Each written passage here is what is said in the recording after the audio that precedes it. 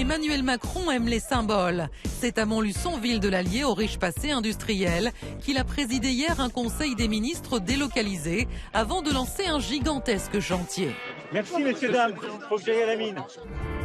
Le chef de l'État s'est rendu à Échassières pour inaugurer cette mine de lithium, un précieux métal indispensable à la fabrication des batteries de voitures électriques. Un décor idéal donc pour donner un coup d'accélérateur à 150 projets stratégiques destinés à renforcer la souveraineté industrielle de la France dans la santé, la défense, l'agroalimentaire ou encore l'énergie. C'est plus de 70 milliards d'euros d'investissement, c'est 30 000 emplois, c'est 63 départements concernés. C'est en quelque sorte les cathédrales industrielles de l'indépendance française. Depuis les années 70, la France est le pays d'Europe qui s'est le plus désindustrialisé sur fond de tertiarisation de l'économie, de délocalisation et de plans sociaux en série. Le site de l'ECA, il va fermer. L'entreprise de l'ECA est foutue. Si les dirigeants n'avaient pas fait faire des usines en Chine, de toute façon, on n'aurait pas eu le problème de plus avoir d'emploi maintenant et puis faire des grippins en Chine beaucoup moins cher. Pour inverser la tendance, l'exécutif tente de séduire toujours plus de nouveaux investisseurs étrangers grâce à ses sommets Choose France. Il mise également sur un décret publié hier qui permettrait de réduire d'au moins 1 an les délais de traitement des recours contre des implantations industrielles pour des raisons environnementales. Une tendance à la simplification et à l'allègement des contraintes régulièrement dénoncées par les écologistes. Que ce soit dans l'agriculture, que ce soit dans l'élevage, que ce soit dans la pêche, que ce soit dans l'industrie, quand vous revenez sur un certain nombre de choses, ça se fait plutôt au détriment de l'environnement. Alors faut-il réindustrialiser à tout prix? La France est-elle suffisamment attractive? A-t-elle les moyens de rattraper le temps perdu? Eh bien, nous allons voir ça tous ensemble. Merci à tous les trois de nous avoir rejoints sur ce plateau. À mes côtés, Nicolas Dujardin. Bonsoir, bienvenue. Vous êtes industriel, directeur des opérations du groupe Océinde. Alors, c'est un conglomérat de PME implanté dans de nombreux pays. Votre domaine d'activité, en 2 mots? En 2 mots. En un mot 4, on a 4 business units. Fabrication de peinture, alimentaire, pompe à chaleur et télécom. Eh bien voilà, merci. Je rappelle que le titre de votre livre, c'est Réindustrialiser autrement ou mourir, qui paraîtra aux éditions de l'Aube en juin prochain. Selon vous, Nicolas Dujardin, si l'on pouvait répliquer la méthode Notre-Dame, celle à laquelle faisait allusion Emmanuel Macron partout, eh bien on l'aurait déjà fait, dites-vous. Il faut surtout un cadre légal clair, un engagement de l'État stable dans le temps, le tout en fonctionnant à l'échelle européenne. À vos côtés, Anaïs Voigilis, bonsoir. Bonsoir. Bienvenue, vous êtes géographe, spécialiste des enjeux industriels en Europe. Vous avez publié aux éditions Presse de la Cité Pour une révolution industrielle. Selon vous, réindustrialiser, c'est maintenir nos industries historiques que sont l'acier ou l'aluminium. Dites-vous, on a besoin de ces industries de base pour notre souveraineté et pour maîtriser les chaînes de valeur. Et à vos côtés, Lucille Schmitt, bonsoir. Bonsoir. Présidente du think tank La Fabrique écologique, vous avez publié cette semaine au PUF, aux Presses universitaires de France, Urgence politique, nécessité écologique. Et selon vous, Lucille Schmitt, la réindustrialisation présentée par Emmanuel Macron met l'écologie de côté. Il ne parle que du nucléaire et de la voiture électrique, dites-vous, mais sans aborder vraiment le sujet des énergies renouvelables ou par exemple d'un agroalimentaire plus bio. Tout de suite, Valérie, pour ouvrir ce débat, vous avez une méthode qui est la méthode du jour. Bah oui, la méthode Notre-Dame. Évidemment, Emmanuel Macron l'affirmait, il voulait l'appliquer à 150 projets industriels partout en France. Pour le chef de l'État, cette méthode, je le cite, c'est pas compliqué, c'est un projet identifié, une chaîne de commandement claire, des gens à qui on rend compte et des délais records qu'on doit tenir. Anaïs Voigilis, on se souvient évidemment du général Georgelin qui avait pris en charge la reconstruction de Notre-Dame de Paris. Est-ce que là aussi, dans les mots d'Emmanuel Macron, vous entendez une méthode presque militaire, au moins dans le vocabulaire? Est-ce que ça veut dire que pour réindustrialiser, il faut tout dépasser, rouler par-dessus tous les obstacles? Alors, je ne pense pas que la méthode proposée soit exactement de rouler par-dessus tous les obstacles. Je pense qu'il ne faut pas non plus la caricaturer. Cette méthode, elle répond aussi à une réalité, des délais administratifs qui peuvent être longs, des projets qui peuvent se retrouver décommandés de ce fait. Ça veut dire qu'il y a un bon équilibre à trouver entre réduire certains obstacles administratifs tout en préservant les enjeux environnementaux. Par contre, moi, je trouve que là où il y a un défaut, et même 2 défauts. Un, c'est quelle est la vision derrière ça? C'est-à-dire qu'on parle de souveraineté, mais on a aussi des discours sur la transition écologique. Comment on aligne tous nos objectifs et où est-ce qu'on veut aller en termes de maîtrise de notre outil industriel au regard du contexte géopolitique actuel. C'est une méthode qui ne pose pas du tout les questions du monde dans lequel on évolue, avec les surcapacités de production, etc. Et la dernière chose, c'est 150 sites, 150 projets qu'on juge stratégiques. Qui décide de ce qui est stratégique ou non? Qu'est-ce que font tous les autres chefs d'entreprise qui ne se retrouvent pas dans un projet qui est dit stratégique? Donc là, on va implanter des sites, c'est très bien. Mais derrière, comment on s'assure que l'industrie existante perdure et que ça s'inscrit dans une logique d'écosystème? Sinon, on va rester dépendant des autres en termes de chaîne de valeur. Nicolas Dujardin, cette méthode inspirée donc de Notre-Dame, est-ce qu'elle est applicable à des dossiers industriels? Alors, je ne crois pas qu'on puisse mettre un militaire derrière chaque projet industriel, ça ne marchera pas. Déjà, Ils ont autre chose à faire déjà. Notre-Dame, c'était une reconstruction, on restaurait un patrimoine. Oui, alors, pour rebondir un peu sur ce que dit Anaïs, il y a quand même de l'industrie, on a besoin de planification, en fait, on a besoin de temps long. Donc Notre-Dame, on l'a reconstruit en faisant un sprint. Très bien, tant mieux. 5 ans. Mais 5 ans. Bon, alors effectivement, à l'échelle de l'industrie, c'est pas très long, 5 ans. Mais aujourd'hui, effectivement, si on pouvait déjà effectivement réduire les différents délais administratifs, réduire l'État qui est un obstacle, essayer de mettre à disposition du terrain, etc., forcément, on irait grappiller du temps et on aurait la possibilité de se projeter justement sur ce temps long et cette stabilité dont les industriels ont absolument besoin. Oui, et Lucille Schmitt, quitte à s'affranchir des enjeux environnementaux, c'est un peu ça l'idée? Un certain nombre de normes, en tout cas, de règles. Je pense que ce qui est important, c'est surtout de savoir de quoi on parle. C'est-à-dire, quand on dit industrie, de quel secteur parle-t-on? Typiquement, là, le lithium, on sait que c'est extrêmement gourmand en eau, par exemple. Le lithium, c'est gourmand en eau, mais et ce qu'a dit Emmanuel Macron, c'est qu'en fait, l'usine Emeris, donc dans l'Allier, pourrait, par exemple, permettre de faire des batteries pour équiper 700 000 véhicules. Donc, moi, ce qui me frappe, c'est qu'on continue à penser le processus industriel comme au XIXe siècle, dans une optique strictement productiviste et sans tenir compte en fait des nouveaux défis du XXIe siècle, qui sont les défis effectivement des réchauffements climatiques, de la disparition de la biodiversité, de la mondialisation, qui est quand même un vrai sujet. Est-ce que vraiment la question de la souveraineté, qui est une question, comment dirais-je, qu'on comprend très bien sur le plan militaire, qu'on comprend très bien lorsqu'on est français, est-ce que ça peut s'appliquer tel quel à l'industrie? Je crois pas. Je crois que le sujet, c'est justement comment est-ce qu'on construit des chaînes de valeur qui, par exemple, peuvent être européennes, comment est-ce qu'on se remet à maîtriser les ressources stratégiques, mais est-ce que l'idée de souveraineté peut être telle quelle projetée dans l'industrie? C'est un sujet. Est-ce qu'on produit trop, à vos yeux? Il faut moins produire quand vous critiquez cette logique productiviste? Je critique la manière dont on projette un avenir qui serait en fait identique à l'avenir actuel et dans lequel, à la situation actuelle, dans lequel on pourrait imaginer que, par exemple, on remplace une voiture thermique par une voiture électrique. Ça, je le critique. Je le critique parce que je pense que lorsqu'il s'agit des mobilités, on peut tout à fait imaginer des transports en commun, on peut tout à fait imaginer de rapprocher le travail et le domicile. Donc il y a un sujet de système et un sujet de projet de société. Et je trouve que là, dans le discours d'Emmanuel Macron, on imagine quelque chose d'identique. Simplement, c'est du 1 pour 1. Et à mon avis, ça, c'est pas réaliste lorsqu'on veut imaginer un projet de société. Anaïs Voigilis, vous êtes d'accord avec cette vision-là ou est-ce qu'il faudrait repenser toute la méthode finalement? Je suis d'accord sur tout. Je ne sais pas, en tout cas, je suis d'accord sur l'idée que l'industrie est au service d'un projet de société. Et que derrière, en fonction du projet de société qu'on définit, on va définir des politiques industrielles qui vont servir ces objectifs-là, des politiques environnementales, des politiques d'aménagement du territoire. Mais donc là, on se trompe de route? Aujourd'hui, on ne pose pas. Ce qui a été dit sur la question de la mobilité, on n'interroge pas la question de la mobilité. On se dit qu'il faut qu'on soit souverain, c'est-à-dire maîtriser la production sur le territoire. Et ça, c'est un fait. Mais la souveraineté, elle passe aussi par la question de la sobriété. Moins consommer, c'est moins dépendre des autres. Elle passe par l'économie circulaire. Donc, on mélange un petit peu tout. Et ce qui est intéressant, notamment si on prend le projet d'Imeris, mais il y a eu d'autres projets qui ont fait l'objet de contestations, c'est qu'est-ce que disent ces contestations? C'est que les contestations, on se dit, quand elles sont visibles, elles sont contre un projet industriel. Et pas toujours, en fait. Parfois, ce qui est interrogé, c'est le modèle industriel défendu par ces projets, éventuellement la concurrence dans l'allocation des ressources entre ce projet industriel et l'attente des citoyens localement. Mais non, une chose est sûre, c'est oui, produire a un impact environnemental, mais consommer a un impact environnemental. Et produire sur notre territoire sera toujours mieux que externaliser au loin les conséquences de nos choix. Et donc ça pose comment on le fait et qu'est-ce qu'on veut faire. Et si on ne veut pas produire quelque chose chez nous au nom d'un intérêt environnemental, pourquoi nous n'en interdisons pas carrément l'importation? Dans ce cas-là, soyons logiques et cohérents. Dans le discours, en tout cas, d'Emmanuel Macron, pour cette réindustrialisation, ces 150 grands projets industriels, il faut que la France, évidemment, se montre attractive pour attirer un certain nombre d'investissements.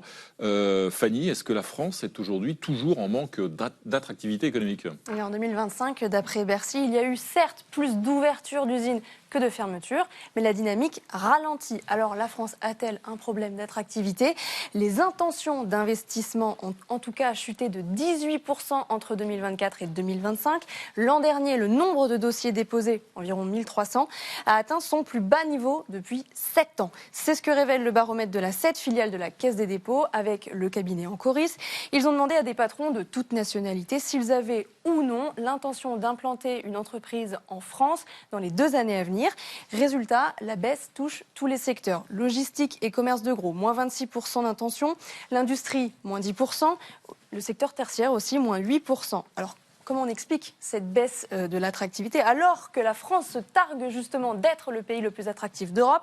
Eh bien, parmi les facteurs évoqués dans l'étude, l'instabilité politique, le coût du foncier, les difficultés de recrutement, mais aussi la lourdeur administrative française. Sur 10 patrons interrogés dans l'étude, 8 réclament une simplification des règles, loi sur l'urbanisme, loi sur l'environnement, droit du travail, entre autres. Nicolas Dujardin, vous qui accompagnez justement des entreprises dans leur développement, est-ce que vous confirmez, est-ce que c'est plus compliqué en France qu'ailleurs? Alors, la France n'a jamais été effectivement très agile, on va dire, sur l'administratif. C'est pas notre savoir-faire. On a un savoir-faire d'ingénieur, on a un savoir-faire d'industrie. C'est des choses qu'on peut exporter, en fait. En revanche, travailler en France actuellement, on est dans une économie qui va pas bien. Les investissements sont compliqués. Le temps est long, administrativement. Et on a des engagements et, on va dire, une planification de l'État qui n'est pas stable. Et donc, on a ces pics et ces creux qui font une certaine violence dans nos processus d'investissement, qui donnent moins de confiance, en fait, à nos différents entrepreneurs et nos différentes industries. Dans quel domaine, par exemple, vous avez... Aujourd'hui, dans toutes les industries, vous voulez monter une usine, c'est toujours le même exemple, mais vous avez à peu près 15 à 17 mois avant vos autorisations. Aujourd'hui, on commence à faire des choses, mais Sébastien Martin a annoncé certaines bonnes nouvelles, mais on est toujours sur des temps qui sont beaucoup trop longs pour attirer suffisamment d'investisseurs étrangers. Vous, par exemple, vous disiez que vos PME sont implantées dans plusieurs pays. 15 à 17 mois, ça c'est le temps moyen en France et ailleurs. Donc quels autres pays vous pouvez nous... Et quel délai? En fait, il ne faut pas vraiment s'appuyer sur les temps moyens. On le dit en France parce que c'est une règle qui... Voilà, on le sait, c'est comme ça. En revanche, ce qui est intéressant, c'est toujours de reprendre cet exemple de Elon Musk qui a voulu installer sa Gigafactory dans le nord de la France. Xavier Bertrand lui a dit « je vous le fais en 6 mois ». Très bien. Président de la région de France, oui. Voilà. Il a traversé la frontière. Les Allemands lui ont dit « je vous le fais en 3 semaines ». OK. La Gigafactory, elle est partie en Allemagne. Donc en fait, si vous voulez, sur des régimes de dérogation, sur des régimes exceptionnels, on est en capacité de faire beaucoup plus vite. Mais Lucille Schmitt, est-ce qu'il n'y a pas un tout petit peu d'exagération du côté des industriels? On le sait, là, il y a aussi les délais de recours qui ont donc été réduits à 10 mois maintenant. Est-ce que ce n'est pas tout simplement le carnet de commandes qui se réduit?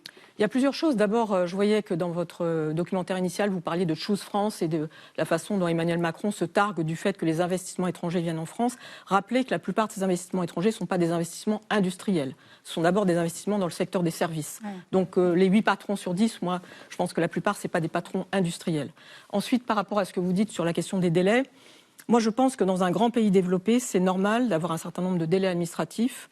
Peut-être qu'il y a des lourdeurs, mais le sujet, c'est aussi de pouvoir contrôler, je le rappelle, la bonne foi en fait, des industriels, le fait que lorsqu'on promet 1000 emplois, directs ou indirects, la qualité de ces emplois soit au rendez-vous. Je rappelle qu'il y a beaucoup d'argent public en France pour aider ces industriels et qu'aujourd'hui, le débat sur la façon dont on utilise l'argent public sans conditionnement de la qualité des emplois, sans conditionnement de la possibilité de rester à long terme, d'un engagement de rester à long terme et en fait de véritablement délocaliser en France un savoir-faire, c'est un sujet.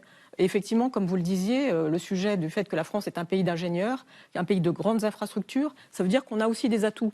Donc il faut arrêter aussi de se flageller et en permanence d'expliquer qu'on est bureaucratique. On est aussi un grand pays industriel qui a besoin de retrouver cette culture industrielle, mais qui, d'une certaine manière, aujourd'hui est aussi prisonnière de discours volontaristes, comme celui de Xavier Bertrand ou celui d'Emmanuel Macron, qui sont des discours déconnectés de la réalité. Alors retrouver en tout cas cette grande histoire industrielle que vous évoquiez à l'instant. Pourquoi? Parce qu'on est quand même rentré aujourd'hui donc dans cette logique de réindustrialisation qui n'était plus du tout la nôtre au tout début du siècle. Rappelons-nous, au tout début de ce siècle, l'industrie n'était plus du tout à la mode et un grand patron d'ailleurs allait même jusqu'à enterrer le concept d'usine. C'était en 2001 et c'est notre archive du jour. Une entreprise sans usine, c'est le dernier rêve de Serge Turuc, le PDG d'Alcatel. Il se donne 18 mois pour revendre à des sous-traitants français ou étrangers la majorité des sites de production de son groupe. Une stratégie déjà mise en œuvre ici à Laval, sur ce site de production de téléphones portables. Toute l'usine a été vendue. D'ici quelques semaines, les 711 salariés changeront d'employeur. Ils fabriqueront toujours des portables Alcatel, mais pour le compte d'un fabricant singapourien spécialisé dans l'électronique et les télécommunications. En France, Laval est le premier site à avoir été ainsi vendu. D'autres devraient suivre très rapidement. Coutances, Brest et Nanterre seraient menacés. Les syndicats redoutent la suppression d'1 millier d'emplois. Anaïs Voigelis, concrètement, depuis cette époque-là, combien la France aujourd'hui a perdu d'usines et d'emplois ? Alors, on a perdu près de 2 millions d'emplois. Je ne saurais pas vous dire exactement le nombre d'usines. Derrière, il y a des choses qui sont liées à des gains de productivité, qui sont liées aussi à des transferts d'activités qui étaient avant détenus par l'industrie vers les métiers de service, comme la maintenance, le nettoyage industriel, la logistique, etc. Ce qui est intéressant, c'est que le modèle de Serge Chourouk, qui est vraiment un emblème en France, en fait, était déjà existant dans les années 80. Il y a des entreprises qui sont nées sans avoir d'usine, qui n'ont pas jugé que le fait de produire était nécessaire sur le territoire, et ce qui explique qu'on a la concentration de certaines activités à certains points du globe, comme les semi-conducteurs à Taïwan, etc. Maintenant, on a eu une hémorragie en France qu'on n'a pas eu en Allemagne, parce qu'en Allemagne, l'industrie était le moteur de la réunification. En Italie, on avait une organisation industrielle très différente. Donc on a eu un moment, un pays qui a prôné l'innovation, se tourner vers les services, les savoir-faire.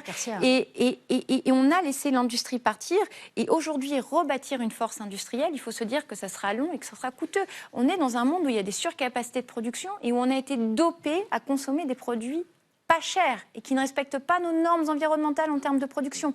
Donc faire le chemin inverse, on ne se rend pas compte de la marche que c'est, surtout dans un contexte européen où vous avez du dumping fiscal, du dumping social et du dumping environnemental. Justement, Nicolas Dujardin, ce chemin, il nous emmène où? Je rappelle que le titre de votre livre à paraître, c'est « Réindustrialiser autrement ou mourir ». Bon, mourir, on voit. Réindustrialiser autrement, c'est quoi? Comment est-ce qu'on réindustrialise autrement?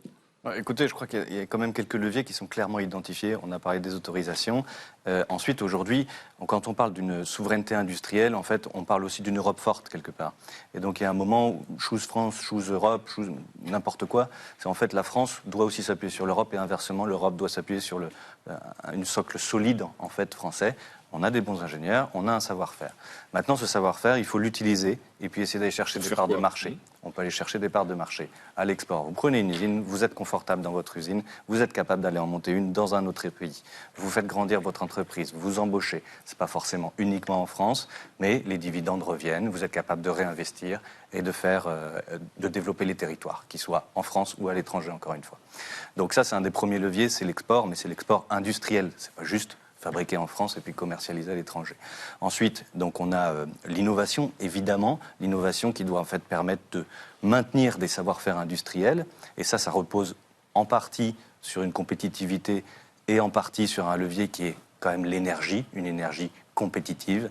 Une énergie compétitive, ça permet aux industriels, comme Imerys, comme les minéraliers, comme les Aluminium Dunkerque, par exemple, qui sont des sites très énergivores, qui ont besoin de cette industrie énergétique compétitive. Vous parliez d'énergie, justement, Lucie Schmitt, avec la guerre au Moyen-Orient, les prix de l'énergie bondissent.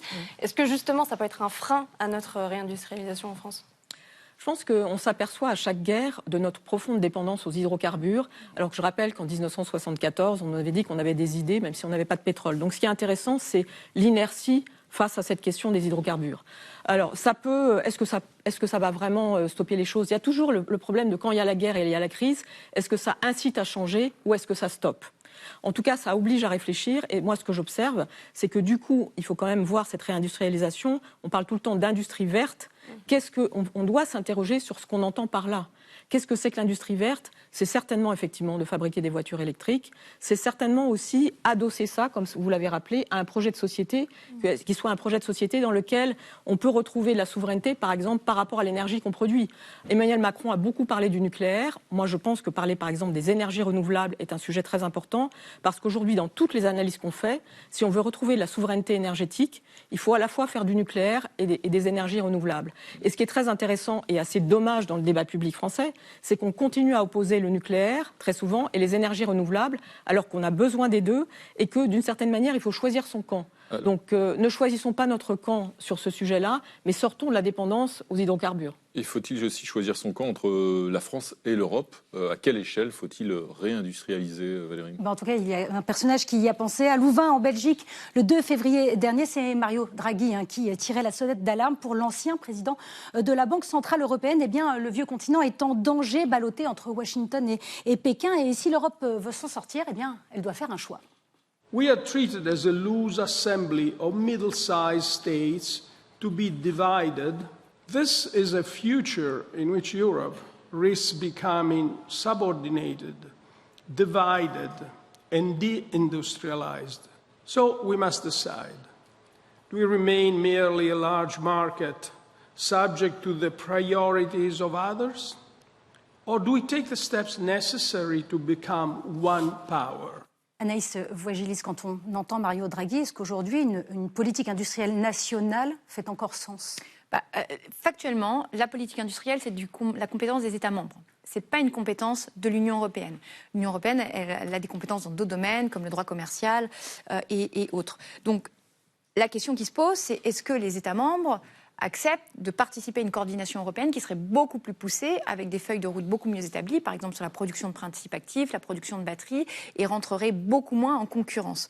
Or, aujourd'hui, ce qu'on voit, c'est qu'il y a en effet, comme le rappelle Mario Draghi, des intérêts très divergents entre les États membres de l'Union européenne. Avec une concurrence interne entre les États, y compris sous forme de dumping parfois. L'Allemagne et les Pays-Bas n'ont pas intérêt à prendre des mesures très fortes aux frontières européennes. La Hongrie est capable de baisser sa taxation pour attirer des activités étrangères, notamment chinoises. Donc il y a un enjeu de est-ce que les Européens ont encore envie de se dire qu'ils ont un avenir commun? Et c'est la question qu'on se pose à chaque élection européenne. C'est une question qui va marquer le débat de l'élection présidentielle l'année prochaine. Moi, je pense que la réponse, au regard de la taille de marché et du monde dans lequel on est, avec les économies d'échelle qui ont été réalisées, elle est uniquement européenne, mais à la condition de se doter d'outils pour se défendre face à des rivaux systémiques. Et Nicolas Dujardin, parmi ces outils, il y en a un qui, c'était un gros mot dans toute l'histoire de la construction européenne pendant très longtemps, ça allait un petit peu moins. Est-ce qu'il faut songer à mettre en œuvre une forme de protectionnisme européen, justement? Ouais. Aujourd'hui, on refait de nouveau face à un monde où il y a trois blocs. Il y a le bloc américain, il y a le bloc asiatique, et puis il y a l'Europe très morcelée. Donc en fait, ce qu'on sait, c'est qu'aujourd'hui, aucun pays ne peut faire face à la concurrence, aucun pays individuellement dans l'Europe, ne peut faire face à la concurrence chinoise ou à la concurrence américaine. Donc on est obligé de chasser en meute, quelque part. Donc pour rebondir sur ce que dit Anaïs, effectivement, on a un impératif de se mettre d'accord et de trouver une solution. C'est l'intégration européenne, chasser en meute, et se protéger davantage vis-à-vis extérieur. Alors, ma question sur le protectionnisme. Pour y venir, du coup, effectivement, évidemment, il faut acheter européen. Évidemment, il faut protéger certaines industries. Mais ce ne sera pas la solution, en fait. Aujourd'hui, tout ce qu'on met comme taxe anti-dumping aux frontières de l'Europe, elles font pénaliser des circuits et des secteurs d'activité entiers. Et donc, il y a tout un tissu industriel de PME, de TI qui va souffrir de toutes ces taxes anti-dumping. Donc, de temps en temps, il faudrait que l'Europe aussi revienne un petit peu sur le terrain et puis aille voir ce qui se passe dans les entreprises. Merci à tous les trois, ce sera le mot de la fin en tout cas pour ce soir. Merci à tous les trois d'être venus débattre sur le plateau de 28 minutes.